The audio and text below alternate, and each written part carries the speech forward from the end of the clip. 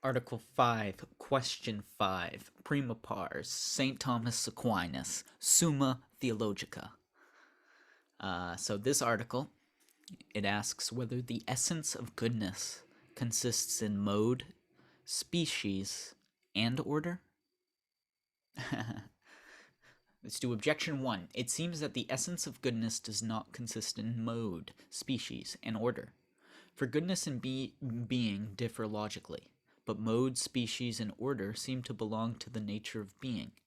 For it is written, quote, "Thou hast ordered all things in measure, and number, and weight." Book of Wisdom. And to these three can be reduced species, mode, and order, as Augustine says. Measure fixes the mode of everything, number gives it species, and weight gives it rest and stability. Therefore, the essence of goodness does not consist in mode, species, and order.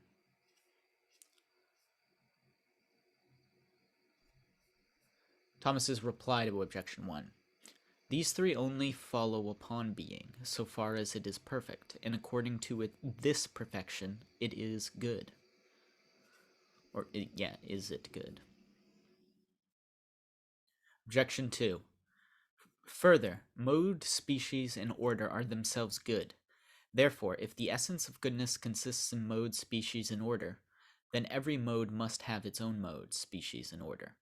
The same would be the case with species and order in endless succession. Thomas's reply. Every being is due to some form. Hence, according to... Reply to objection 2.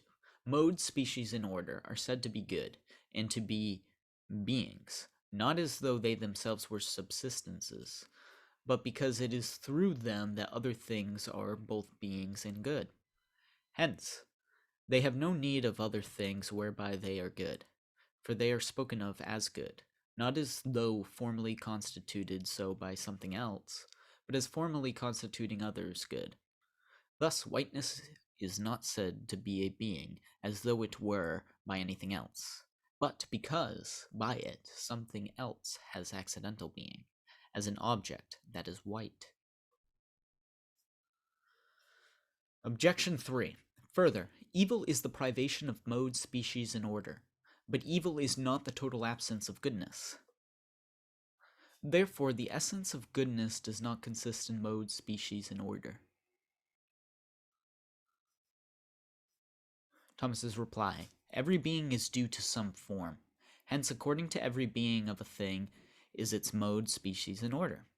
Thus, a man has a mode, species, and order, as he is white, virtuous, learned, and so on, according to everything predicated of him. But evil deprives a thing of some sort of being, as blindness deprives us of that being, which is sight.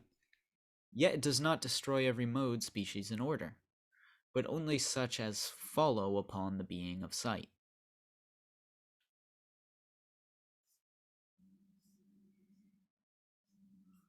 Objection 4. Further, that wherein consists the essence of goodness cannot be spoken of as evil, yet we can speak of an evil mode, species, and order. Therefore, the essence of goodness does not consist in mode, species, and order. Thomas's reply. Augustine says, every mode as mode is good, and the same can be said of species and order. But an evil mode, species, and order are so called as being less than they ought to be, or as not belonging to that to which they ought to belong. Therefore they are called evil, because they are out of place and incongruous. Last objection. Further, mode, species, and order are caused by weight, number, and measure, as appears from the quotation from Augustine. But not every good thing has weight, number, and measure. For Ambrose says, it is of the nature of light not to have been created in number, weight, and measure. Therefore, the essence of goodness does not consist in mode, species, and order. The nature of light, Thomas responds, is spoken of as being without number, weight, and measure, not absolutely, but in comparison with corporeal things, because the power of light extends to all corporeal things, inasmuch as it is an active quality of the first body that causes change, i.e., the heavens. On the contrary, Augustine says these three, mode, species, and order, as common good things, are in everything God has made. Thus, where these three abound, the three are very good. Wherein they are less, the things are less good. Where they do not exist at all, there can be nothing good. But this would not be unless the essence of goodness consisted in them. Therefore, the essence of goodness consists in mode, species, and order. I answer that everything is said to be good so far as it is perfect, for in that way only is it desirable. Now, a thing is said to be perfect if it lacks nothing according to the mode of its perfection. But since everything is what it is by its form, and since form presupposes certain things, and from the form certain things necessarily follow, in order for a thing to be perfect and good, it must have a form, together with all that proceeds and follows upon that form. Now, the form presupposes determination or commensuration of its principles, whether material or efficient, and this is signified by the mode. Hence it is said that the measure marks the mode, but the form itself is signified by the species, for everything is placed in its species by its form.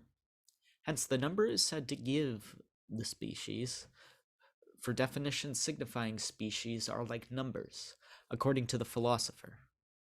For as a unit added to or taken from a number changes its species, so a difference added to or taken from a definition changes its species.